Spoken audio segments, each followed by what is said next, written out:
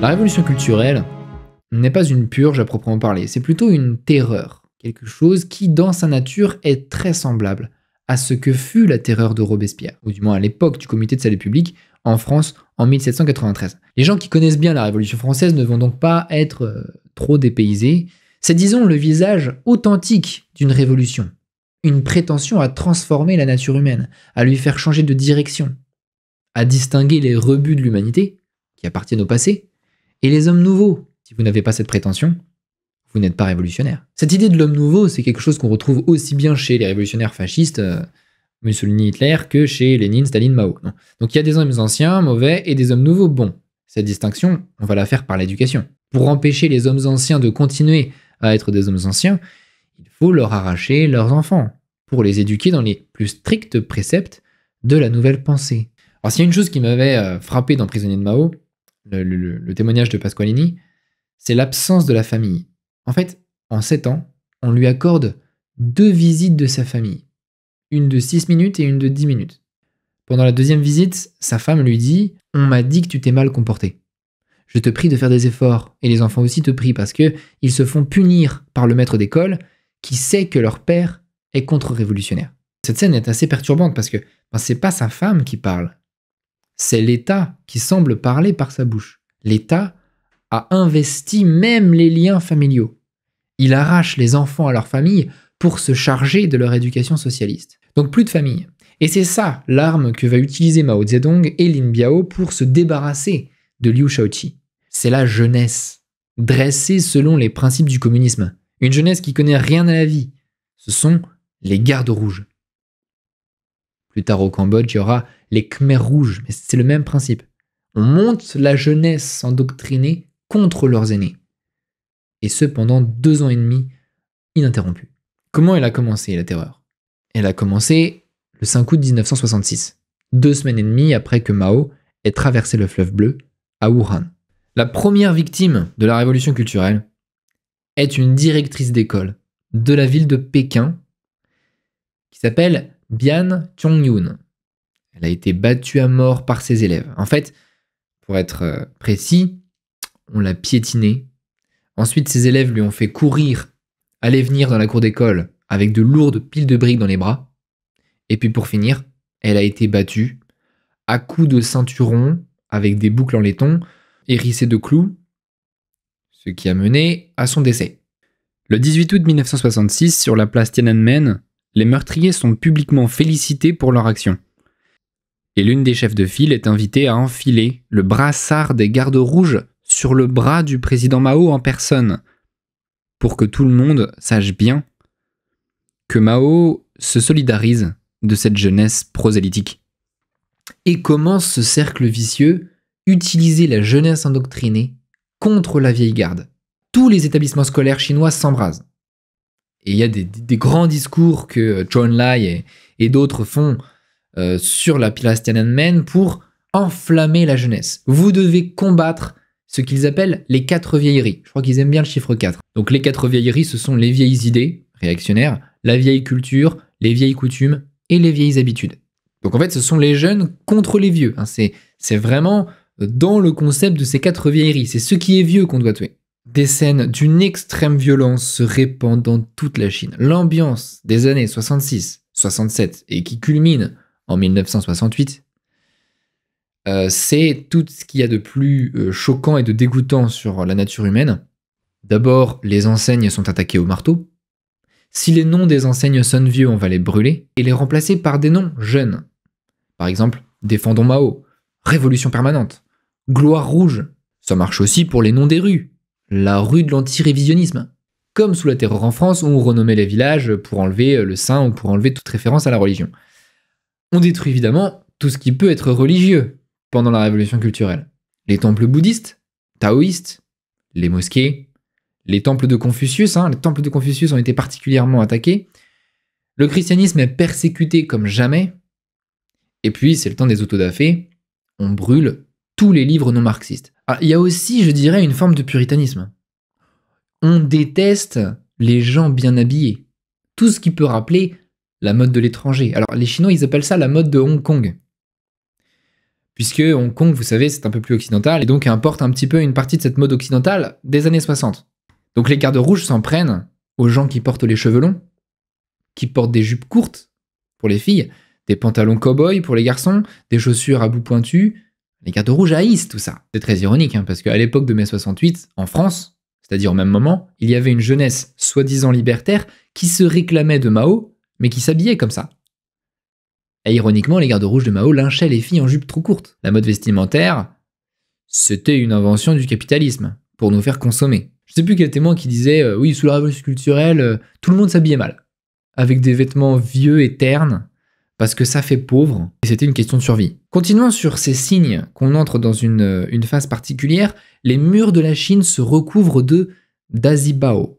Les dazibao, ce sont ces affiches politiques à très grand caractère qui permettent de dénoncer les ennemis du peuple.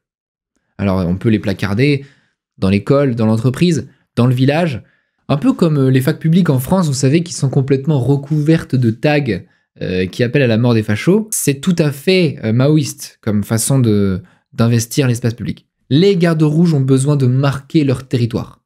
C'est un peu la piste du tigre. Alors dans cette histoire, il y a eu 500 000 morts, 500 000 personnes qui ont été mises à mort, mais j'ai envie de dire, c'est pas ce qui arrive à la plupart des gens qui sont visés. La plupart des gens ne sont pas tués, ils sont humiliés. On se met en cercle autour de vous, on vous hurle dessus avec des slogans, tout à fait dans cet esprit de fanatisme. Sale intellectuel puant, espèce de contre-révolutionnaire, sale bourgeois, des mots comme ça. Et les gens qui crient ces slogans-là, ça peut être des gens très calmes, ça peut être votre collègue de bureau avec qui vous avez sympathisé toute la semaine dernière, ça peut être votre camarade de classe. Mais pendant la révolution culturelle, les gens se mettent vraiment à hurler. Je le vois particulièrement avec Zhou Enlai, qui est toujours décrit comme un homme très doux, très compréhensif.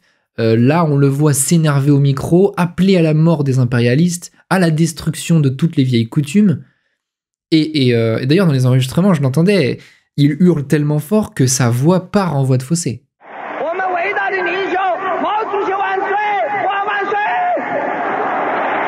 Des camarades de classe que vous connaissez se mettent à donner des coups de pied, des coups de genoux. Ils vous obligent à faire des choses. Déjà, ils vous obligent à baisser la tête.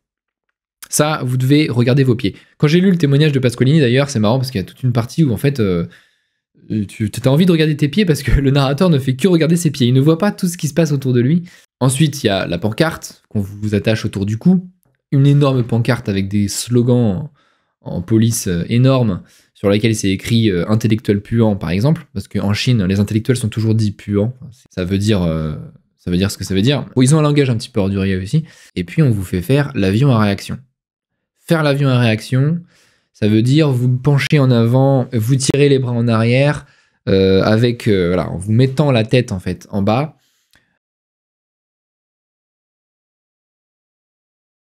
Pendant qu'on vous frappe avec des petits livres rouges ou avec les poings, et qu'on vous hurle dessus pour réformer votre esprit. Et attention, c'est pour votre bien qu'on le fait. Au bout de 3 heures d'avion à réaction, vous n'avez plus qu'une seule chose à faire, c'est votre autocritique. Dans le meilleur des cas, si vous n'êtes pas envoyé en camp de rééducation ou si vous n'êtes pas exécuté. Il y a beaucoup de morts qui sont morts par suicide. En Chine, les liens sociaux sont très importants. Maintenant, on va passer à des faits beaucoup plus graves, et là, je ne vais pas vous les raconter, je vais laisser parler Ken Ling, qui est un garde rouge du Fujian et qui témoigne. Le professeur Chen, âgé de plus de 60 ans et souffrant d'hypertension artérielle, fut traîné jusqu'au 2e étage d'un bâtiment de salle de classe et battu à coups de poing et de manche à balai. Il perdit connaissance plusieurs fois, mais on le ramena à lui en aspergeant son visage d'eau froide. Il pouvait difficilement se mouvoir, ses pieds furent entaillés avec du verre et des épines. Il hurlait « Pourquoi ne me tuez-vous pas? Tuez-moi » Cela dura 6 heures, jusqu'à ce qu'il perdit le contrôle de ses fonctions naturelles. Ils essayèrent de lui enfoncer un bout de bois dans le rectum. Il s'effondra pour la dernière fois. Ils lui lancèrent de nouveau de l'eau froide. C'était trop tard. Les gens commençaient à s'enfuir. Les tueurs étaient un peu effrayés. Ils appelèrent le médecin de l'école, qui écrivit sur le certificat de décès « Mort provoquée par une attaque due à l'hypertension ».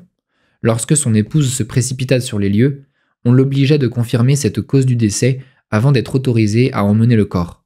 Après une nuit de cauchemars épouvantables, le lendemain, je rassemblai assez de courage pour retourner à l'école afin d'assister à d'autres tortures.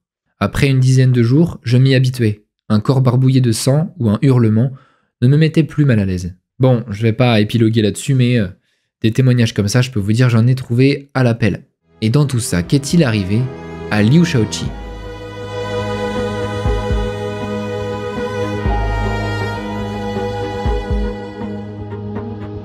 En 1967, deuxième année de la terreur, Liu Shaoqi et sa femme sont effectivement écartés, mais moins par Mao en personne que par son chien de garde. Son chien de garde, Madame Mao. Elle le dit elle-même, « Je suis le chien de Mao et je mords quand il me dit de mordre. » Mao a instrumentalisé sa femme et il en a fait son matin. Madame Mao, Jiang Qing, de son nom de naissance, était très belle avant. Parmi les femmes engagées politiquement dans la Révolution, je peux vous dire qu'il y a une certaine catégorie qui ont perdu toute trace de féminité ou de sensibilité, qui sont devenues vraiment des animaux. Et Madame Mao, elle est un peu comme ça. D'ailleurs, elle se décrit elle-même comme un chien. Elle s'entoure de 3 amis très radicaux. À eux tous, ils forment ce qu'on appelle la bande des 4, qui sont les chefs de file des gardes rouges. Elle fait arrêter Liu Shaoqi et surtout sa femme. Et là, elle veut s'amuser. Donc elle les fait exhiber. Notamment, elle exhibe la femme de Liu Shaoqi avec des vêtements affreux et... alors, elle lui fait porter une guirlande de boules de ping-pong. Alors, monsieur et madame Liu sont bourrés de coups de poing, coups de pied, coups de livre rouge, tout ce que vous voulez. On leur fait faire l'avion à réaction, bien sûr, et on fait venir leurs enfants pour qu'ils assistent à la scène, dont une enfant de 6 ans. Liu Shaoqi est mis à l'isolement et il meurt seul dans sa prison en 69 suite à ses mauvais traitements. Et sur son acte de décès, on note « profession inconnue ». Il était accessoirement président de la République populaire démocratique de Chine. Peng Dehuai meurt également dans sa prison d'un cancer quelques années plus tard. Et les autres, comment ils s'en sortent?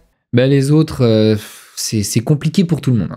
Zhou Enlai apprend que sa fille figure parmi les condamnés à mort. Fier de montrer son intégrité révolutionnaire et son absence de corruption et de népotisme, il ne bouge pas le petit doigt pour la sauver. Alors il y en a un qui a complètement changé de perspective à cette époque, c'est Deng Xiaoping. Deng, il est puni, en fait. Mao ne l'aime pas parce qu'il pense que Deng a été partisan des pragmatistes en économie pendant cette phase où Mao a été un petit peu en retrait. Donc, on décide de le punir, mais de façon modérée. C'est-à-dire qu'on l'envoie travailler dans un magasin de tracteurs pour lui apprendre l'humilité. Et en fait, on va lui faire subir plutôt un drame familial puisque son fils... Vous savez, c'est vraiment ça. Les gardes rouges s'en prennent beaucoup à la famille. Son fils a été convoqué par les gardes rouges. Et donc il est mis en cause et pendant l'interrogatoire, il se défenestre. Mais il est resté paraplégique en vie. Donc Deng Xiaoping, quand il a vu ce qui est arrivé à son fils, il comprend que les choses vont très très mal et que le système maoïste, il va falloir le lâcher à un moment donné. Il reste le général Lin Biao. Alors lui, c'est le fidèle entre les fidèles. Le compilateur du petit livre rouge. Et ben je vais vous dire, Lin Biao, il est débordé.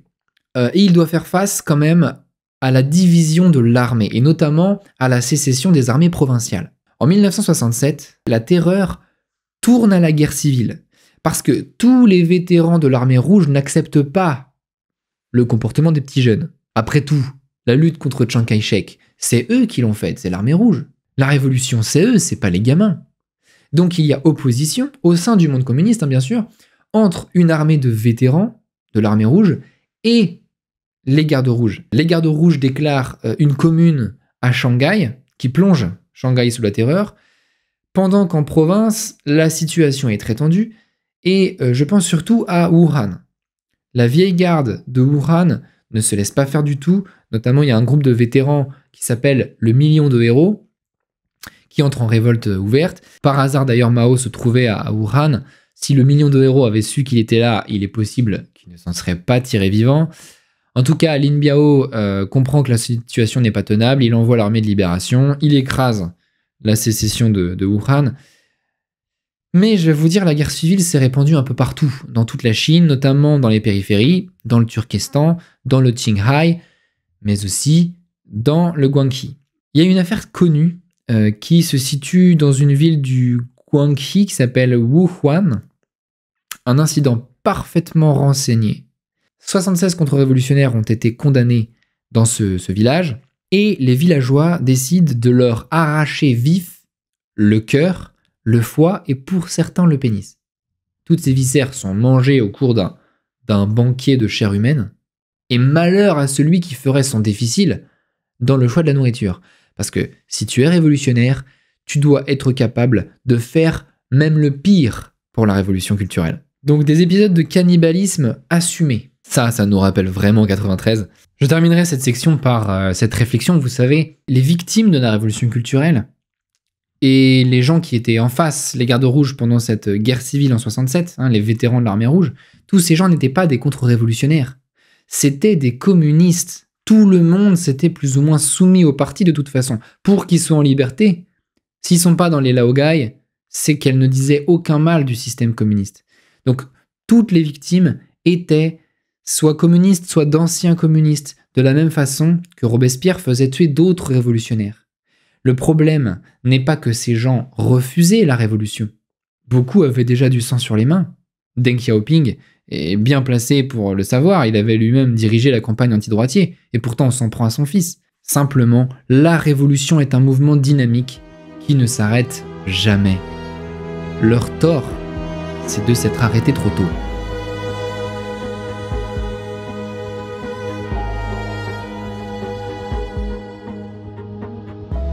La révolution culturelle a duré 10 ans, de 66 à 76, jusqu'à la mort de Mao, avec un point culminant en 1968.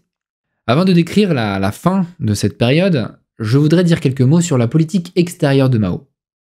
À ton avis, Mao est-il belliqueux ? Je pense pas vraiment, il est pas belliqueux. La guerre de Corée et la guerre du Vietnam, c'est pas vraiment lui qui les a démarrées.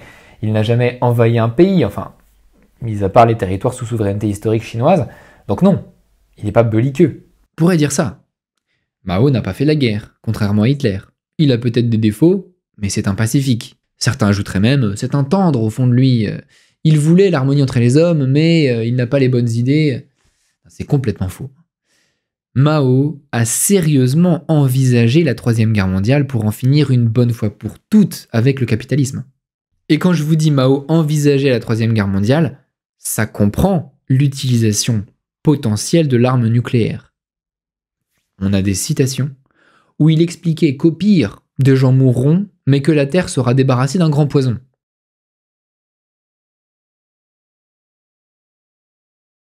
De toutes les personnes qui ont possédé l'arme nucléaire dans l'histoire, si vous prenez les chefs d'État successifs des pays nucléaires, je crois que Mao Tse-tung a été la personne la plus proche d'appuyer sur le bouton.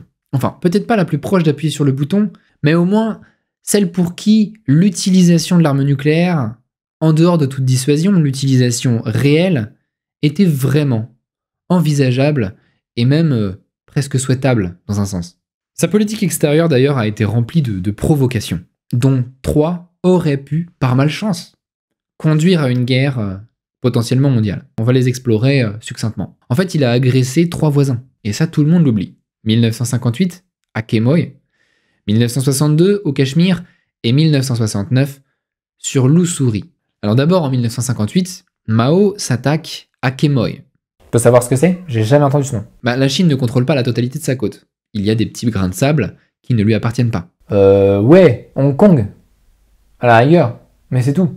Hong Kong, mais pas seulement. Il y a Hong Kong, qui est britannique, il y a Macao, qui est portugais, et il y a aussi Quemoy, qui appartient à Taïwan.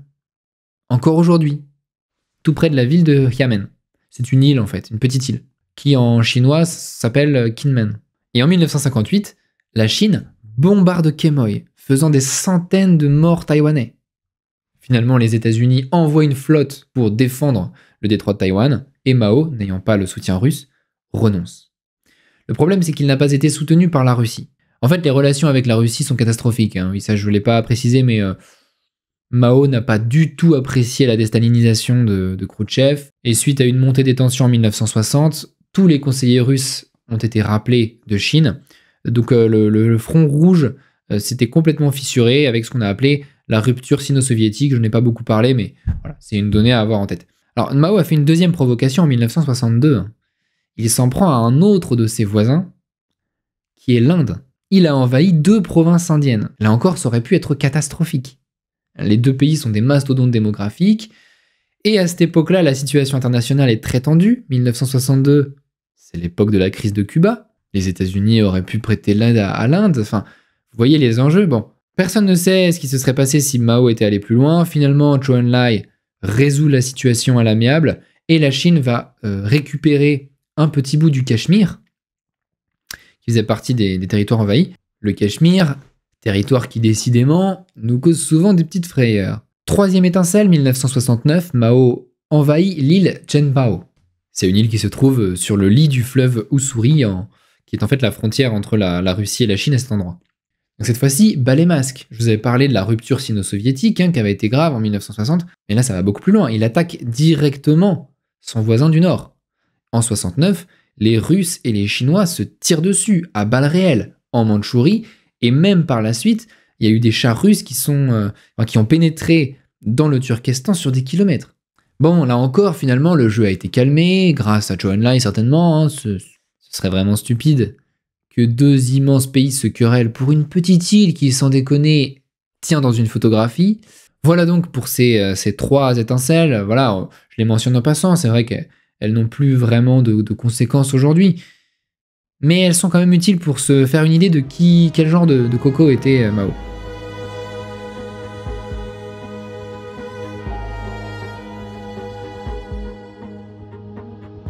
En 1971, les choses commencent à tourner mal pour Lin Biao. Lin est tout proche du pouvoir. Il sait qu'il va probablement succéder à Mao, il est à deux doigts.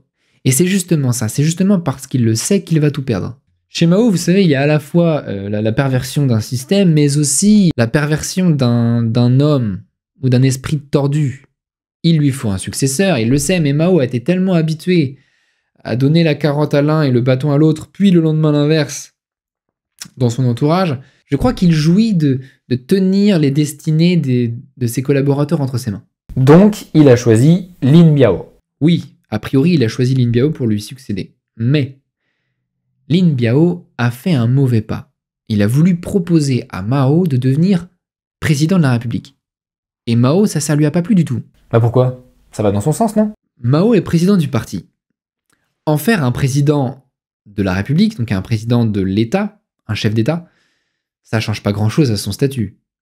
Mais par contre, ça voudra dire qu'il faudra pourvoir à la vice-présidence. Lin Biao sera évidemment nommé à cette vice-présidence. C'est la logique de cette demande.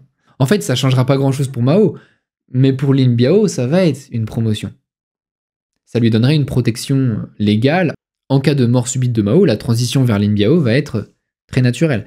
De plus, président de la République, c'était le poste de Liu Shaoqi. Ça n'augure rien de bon. Mao a toujours voulu que ce soit une sorte de poste honorifique, un peu comme en Allemagne. Président de la République, c'est là qu'on met les gens dont on espère se débarrasser. En fait, Mao, il s'est senti comme un papy à qui on vient de trouver une place dans une super maison de retraite, avec option couche-culotte gratuite en coton. Ça lui a moyennement plu. C'est lui le maître, le timonier. Et pour bien montrer que c'est lui le grand timonier, du jour au lendemain, il va se mettre à ignorer Lin Biao. Le gars est complètement ignoré, il se sent plus à sa place, le pauvre sait plus sur quel siège il doit s'asseoir, il sait plus ce qui lui arrive. Ou plutôt, il comprend très bien ce qui lui arrive, Lin Biao. Il a envoyé tellement de gens à la mort qu'il sait très bien reconnaître les signes annonciateurs d'une disgrâce, voire d'une purge. Mais il n'a pas envie de finir comme Liu Shaoqi. Alors cette histoire va se précipiter en septembre 1971. Lin Biao en parle à sa famille. Son fils commence à préparer un plan d'assassinat de Mao, sans réussir à en préparer le début du quart de la moitié. Et au cours des discussions, il s'avère que sa fille fait fuiter l'info. Zhou Enlai devient rapidement au courant qu'une évasion est en cours. On se précipite, vite, faut partir. Toute la famille, sauf la sœur évidemment, embarque en catastrophe dans un avion qui doit les emmener en Union soviétique. Sauf que l'appareil n'avait pas assez de carburant pour de longues distances. Finalement, l'avion s'écrase en pleine Mongolie en essayant de se poser. Ainsi finit la belle ascension du grand général Lin Biao. Certaines personnes trouvent cette histoire un peu rocambolesque. On ne sait même pas si elle est vraie. En tout cas, c'est la version officielle de Pékin. Et ça arrange bien Mao que ça se termine comme ça. Ok, donc là ils sont presque tous éliminés. Donc il reste Zhou Enlai. Ouais, il reste Zhou Enlai. Mais Mao, il a pas envie de lui. Déjà, il est vieux. Et puis, c'est un fidèle, c'est un laquais. Je crois qu'il a toujours pris plaisir à l'humilier. Lui tendre la main maintenant, ça fait bizarre. Personnellement, moi, j'aime pas du tout Zhou Enlai. C'est un bon diplomate, ok. Mais c'est aussi un révolutionnaire qui a mené des millions de gens à la mort, qui n'a jamais voulu contredire Mao sur quoi que ce soit. Il a envoyé sa propre fille à la mort, Zhou Enlai, et ça c'est ce que Mao pense. Il fera un bon chien, mais un mauvais maître. Après une campagne de presse contre lui, Mao lui réserve un sort particulièrement douloureux. Zhou Enlai souffre terriblement d'un cancer de la vessie, et Mao refuse de lui laisser accéder aux soins. Il veut littéralement le regarder mourir à petit feu. Zhou Enlai se tordait de douleur, les caillots de sang qui se formaient au niveau de sa vessie obstruaient son urètre, ce qui lui donnait des coliques absolument abominables. Et faute de soins, effectivement, Zhou Enlai meurt au début de l'année 1976.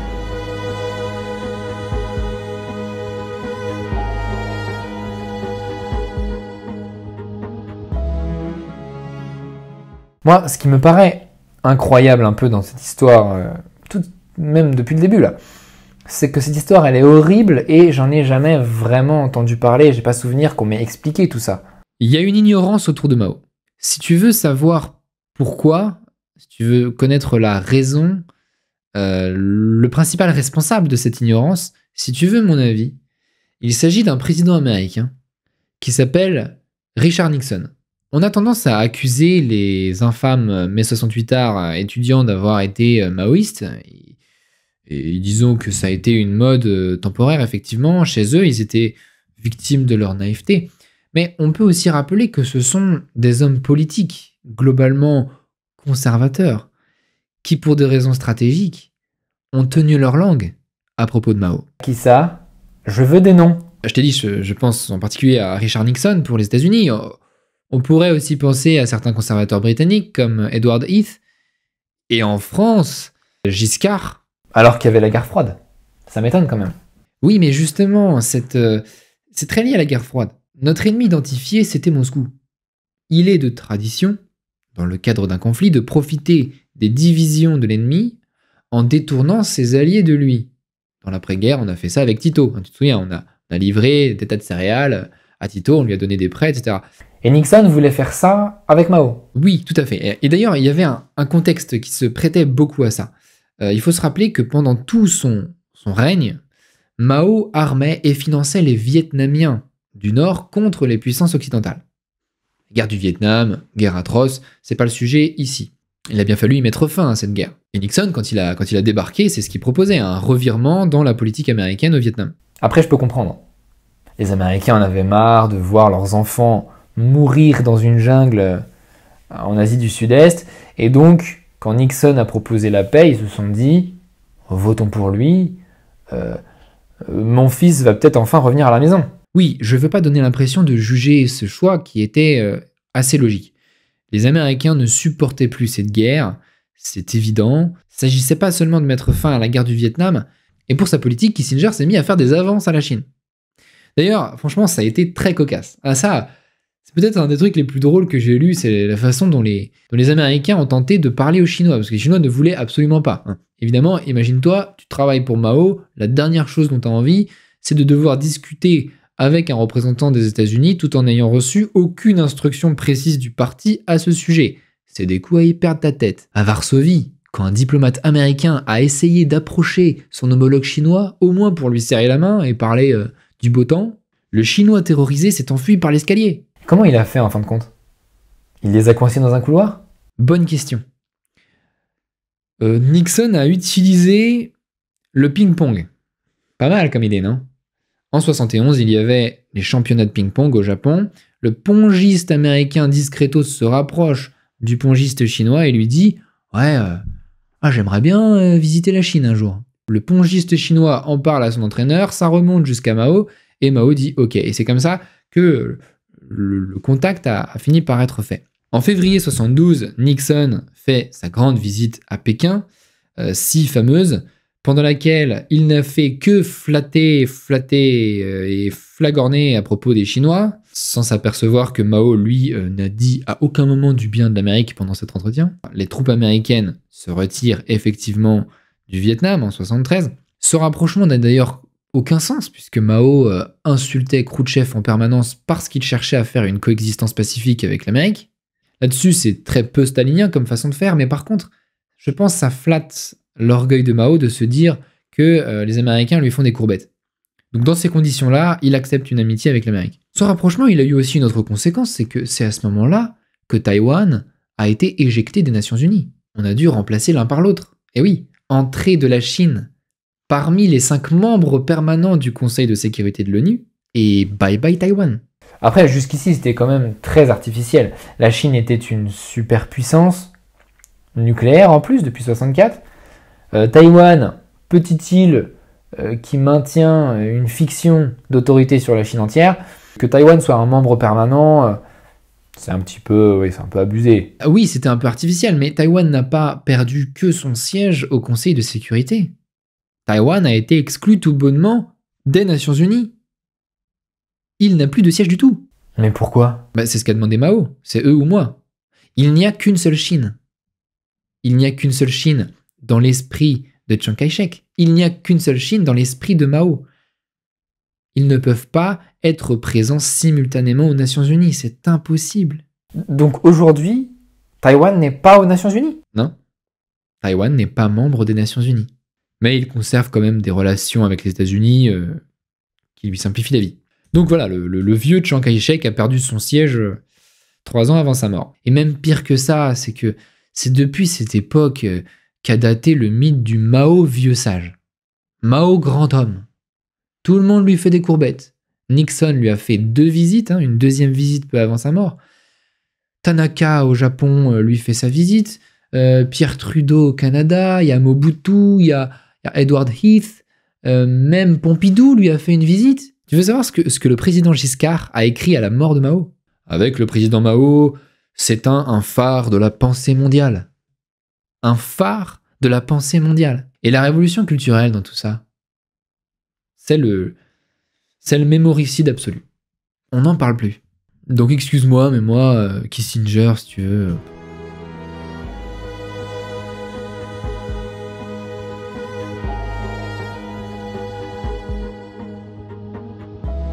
En 1974, Mao est atteint de la maladie de Charcot.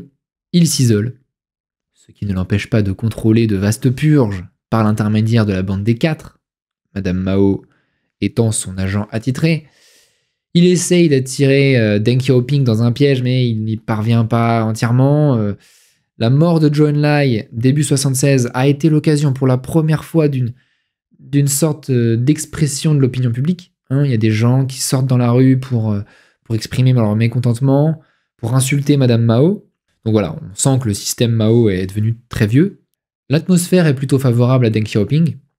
Le 9 septembre 1976, Mao Tse-tung meurt. Plein de haine pour Deng Xiaoping, il décide de confier la succession à un arriviste du nom de Hua Guofeng. La bande des 4, qui avait été les chiens de traîneau de la révolution culturelle, tente désespérément de jouer les rois de lait, mais ils ne font pas le poids. Madame Mao n'a aucun poste officiel. Sans son mari, elle n'est plus rien. Elle est évincée rapidement. Hua Guofeng, le prêtre de l'orthodoxie maoïste, fera feu 2 années avant que la ligne de Deng Xiaoping ne l'emporte en fin 1978. C'est Deng, le petit chef de parti, qui sera chargé, une fois les dernières braises de la révolution éteintes, de démanteler et de restructurer l'héritage de Mao par des procédés tout à fait étonnants et de donner naissance à la véritable Chine contemporaine.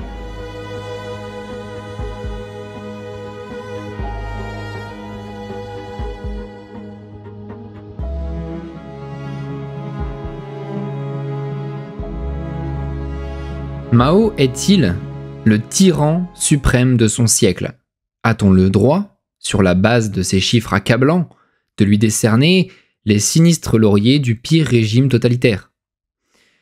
Certains historiens très sérieux préfèrent nuancer un peu cette place au podium. Il est vrai qu'en Chine, le seuil de subsistance et le seuil de famine sont relativement proches pour les paysans. Ceux-ci n'ayant jamais plus de 300 kg par individu par an de céréales dans les périodes fastes. De façon générale, en Chine, les famines étaient fréquentes. Lors des famines de 1876 et de 1928, à chaque fois, le seuil de 10 millions de victimes avait été atteint. C'est vrai que la Chine est très peuplée et qu'en cas de catastrophe, les victimes sont souvent très nombreuses. Mais la famine dont nous parlons bat ce record en le triplant ou en le sextuplant. Et contrairement à ces dernières, ce n'était pas une affaire climatique ou naturelle. Oui, Mao voulait le bien de son pays. Et s'il l'a mis plus bactère, c'est parce qu'il a fait tuer, lyncher, affamer et rééduquer des millions d'individus dont le principal crime était de lui expliquer les risques inhérents à sa pensée. Les laogai et les cimetières de contre-révolutionnaires, il les a remplis en pleine conscience. De la même façon qu'un Hitler ou qu'un Staline, il s'est auto-persuadé de son droit à transformer l'homme d'une certaine façon. Et tous ces massacres indénombrables, il y consentait pleinement, parce que c'était un prix faible au regard de l'utopie qu'il voulait bâtir. La famine ne s'est pas faite dans les excuses publiques et les lamentations.